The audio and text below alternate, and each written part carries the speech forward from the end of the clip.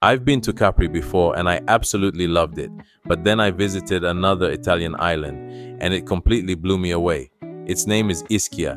In my opinion, Ischia deserves far more attention than it gets, maybe even more than Capri. In this vlog, I'll show you exactly why. If I had to sum up Ischia in one sentence, it would be this: Capri is where people go to be seen. Ischia is where people go to truly experience Italy. Let's explore one of Italy's most underrated islands. And if you enjoy this journey, don't forget to subscribe to my channel. I'll also be sharing more travel vlogs and YouTube shorts from Ischia and many other amazing destinations around the world.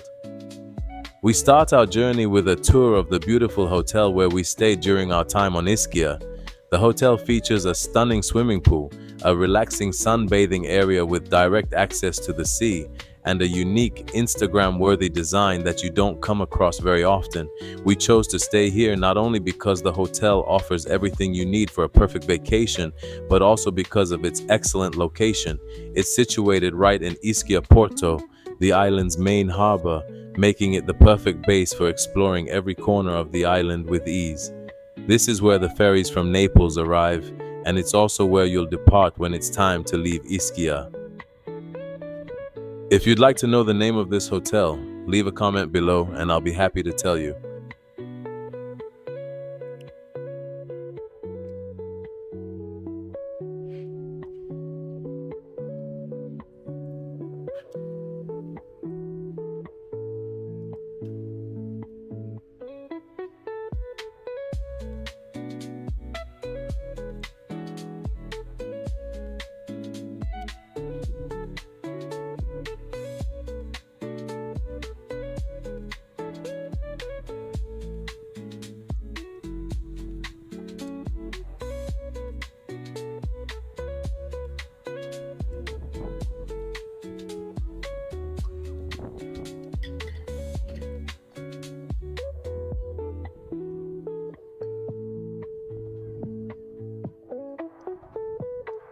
As I mentioned earlier, the hotel was one of the main reasons we chose to stay in Ischia Porto. This trip was all about slowing down, relaxing, and enjoying everything the island has to offer. Now it's time to start exploring, and our first stop is Ischia Ponte, one of the island's most charming and historic areas. I've always been fascinated by places with a rich history, and this is exactly that. It's home to Castello Aragonese, one of the most spectacular castles in all of Italy. We're going to explore the castle, walk through its centuries-old walls, and enjoy breathtaking views over Ischia and the Bay of Naples. It's one of the things that makes Ischia truly stand out. You simply won't find a landmark like this on Capri. Although we stayed in Ischia Porto, we kept coming back to Ischia Ponte throughout our trip.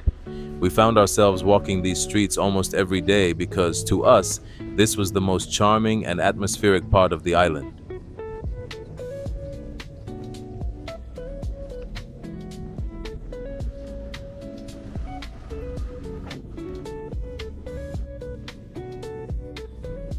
One thing that really stood out to us was the atmosphere. Unlike Capri, which is packed with international tourists, Ischia felt like a destination Italians choose for their own vacations.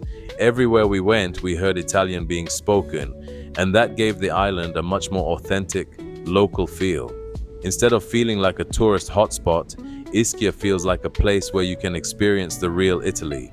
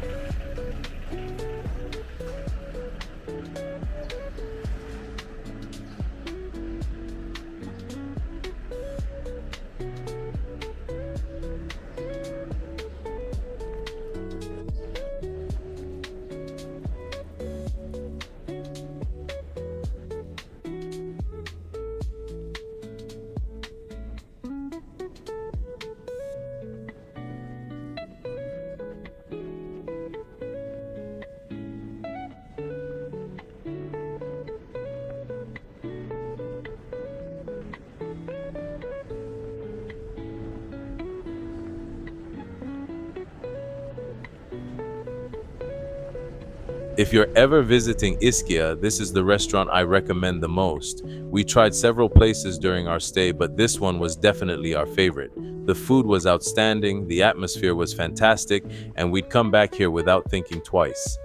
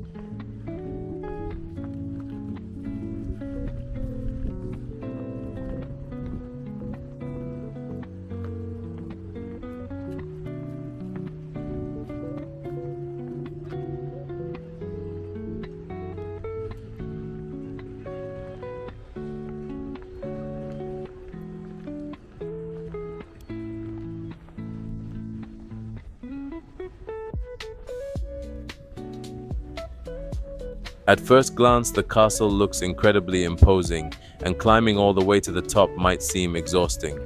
But I can assure you, every step is worth it. The views, the history, and the atmosphere keep pulling you forward, making the climb feel surprisingly easy and incredibly rewarding.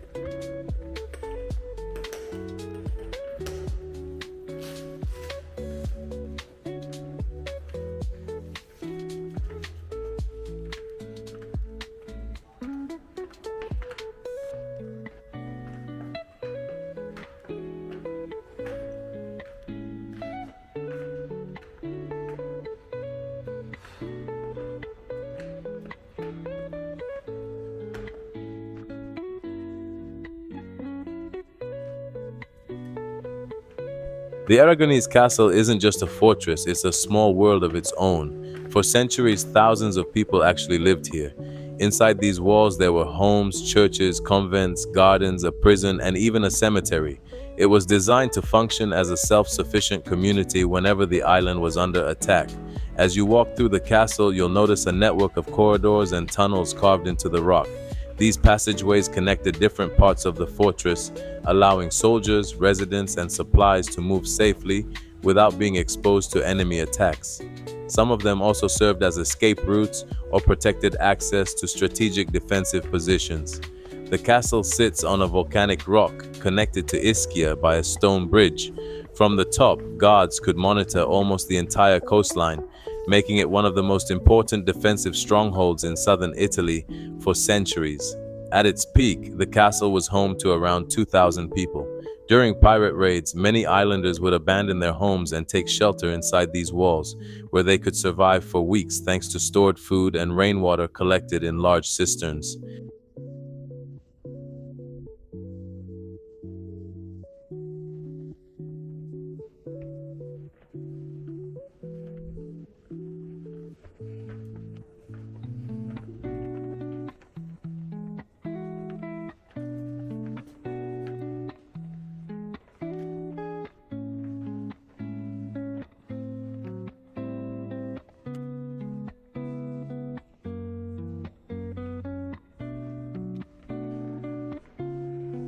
One of the most interesting stops inside the castle is the Museum of Weapons. Here you'll find an impressive collection of swords, firearms, armor, and military equipment that illustrates how the fortress was defended over the centuries. It's a fascinating reminder that this wasn't just a beautiful castle, it was a strategic military stronghold.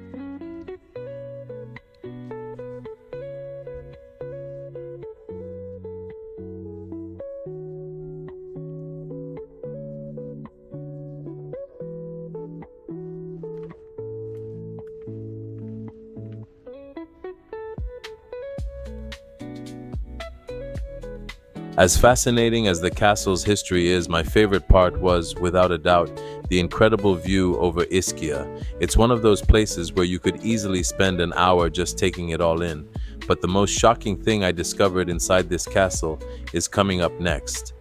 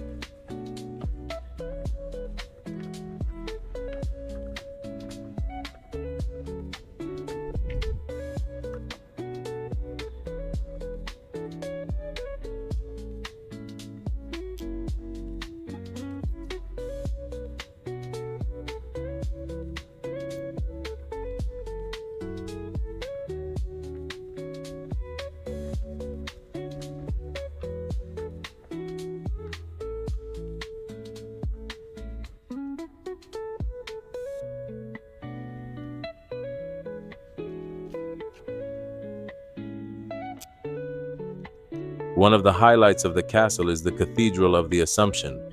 It was built in the 14th century and once served as the religious heart of this entire fortified community. At a time when thousands of people lived inside the castle walls, this was where they gathered for weddings, celebrations, and daily worship. Although much of the cathedral was destroyed during the British bombardment of 1809, its impressive ruins still give you an idea of just how magnificent it once was. Walking through them today feels like stepping back hundreds of years in time. Beneath the cathedral lies an even older crypt, dating back to the Middle Ages. It's one of the oldest surviving parts of the castle and still preserves remarkable frescoes that have survived for centuries.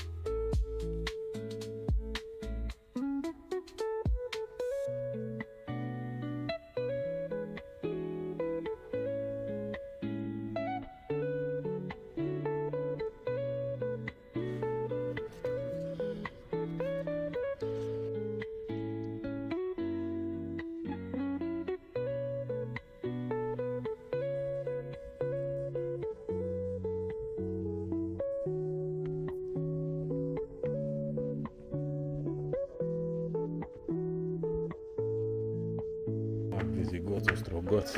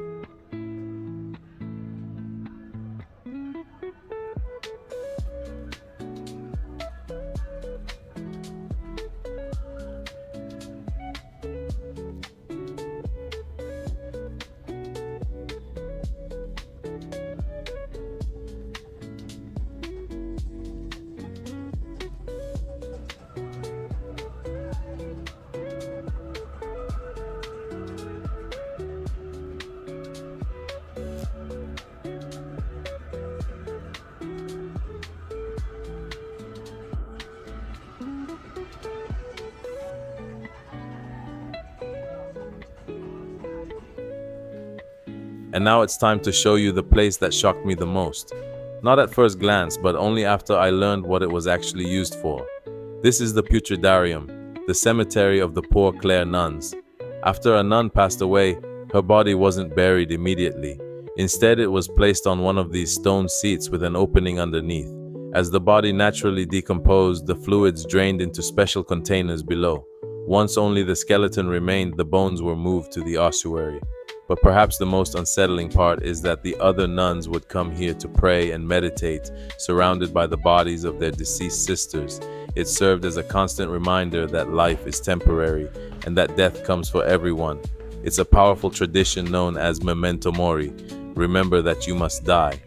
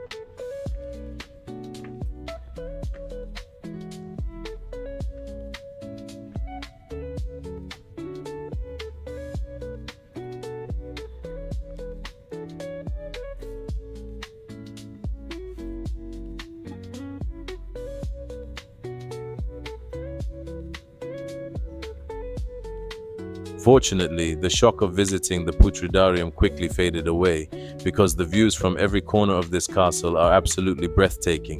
No matter where you look, there's another postcard-worthy scene waiting for you.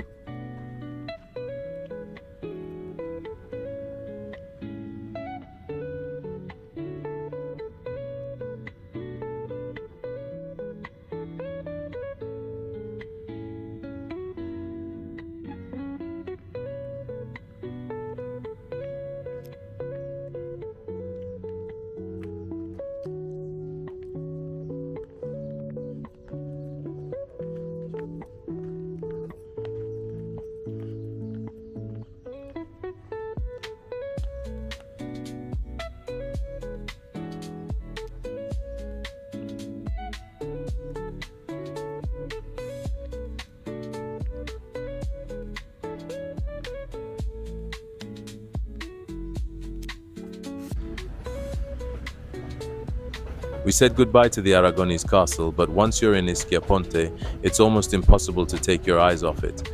No matter where you walk, the castle dominates the skyline and keeps drawing your attention. It looked even more magical after sunset. Sitting on the terrace of Ristorante da Ciccio, with the castle beautifully illuminated in the background, was the perfect way to end the evening. It's one of those views you'll remember long after you leave Ischia.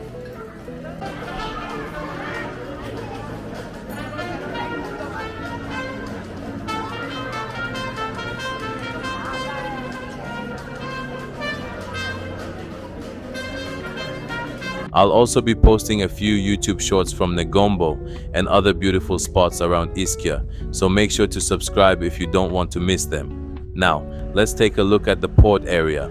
Personally, I don't think it's as charming as Ischia Ponte or Forio. It's more of a transportation hub than a sightseeing destination, with ferries constantly arriving and departing, plenty of shops, cafes and restaurants, and a lively atmosphere throughout the day. That said, it's still worth spending an hour or two here. It's a pleasant place for a waterfront stroll, grabbing a coffee, watching the boats come and go, or simply soaking up the everyday rhythm of the island. And if you're staying nearby, like we did, it's an incredibly convenient base for exploring the rest of Ischia.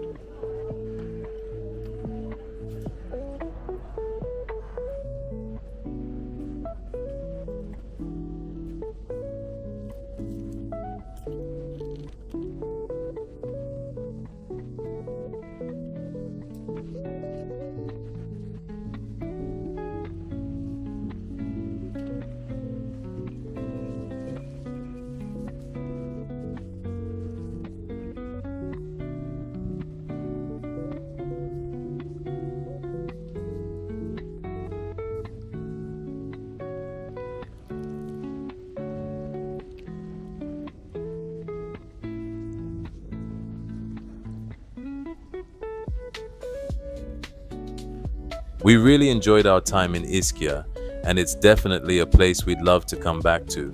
We've also been to Capri, and while Capri is stunning, Ischia feels much more authentic. It's the kind of island where Italians come to spend their holidays, especially people from Naples, so you get a much better sense of everyday Italian life. What you've seen in this video is only a small part of what Ischia has to offer. I'd honestly recommend staying here for at least 3 or 4 days, not just to explore, but to slow down and relax. The island has beautiful beaches, natural hot springs, world-famous thermal spas, lush botanical gardens, scenic coastal walks, charming villages like Forio and Sant'Angelo, and even one of Europe's most unique thermal parks, Negombo. Whether you're looking for history, nature, great food, or simply a peaceful escape, Ischia has something for everyone. If you're planning a trip to southern Italy, don't make the mistake of visiting only Capri. Give Ischia a chance.